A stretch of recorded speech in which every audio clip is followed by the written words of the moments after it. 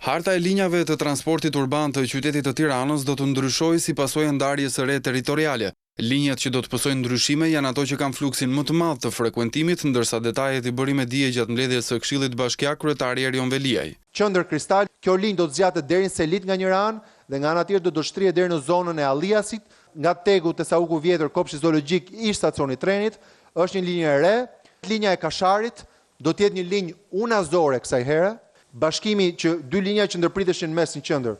Ajo e autotraktorëve dhe ajo e institutit bujqësor. Linja e 6 është një zgjerim i një linje aktuale të Laprakës. Kjo linjë do të nisë pranë Muzeut Kombëtar në rrugën e Durrësit, rrugën Don Bosco, do të vazhdojë në të gjithë Laprakën. Linja e Tufinës, një linjë që në mënyrë konstante kemi pasur shumë kërkesa, e cila do të zgjatet më shumë duke shkuar deri në fillimin e rrugës së Arbrit.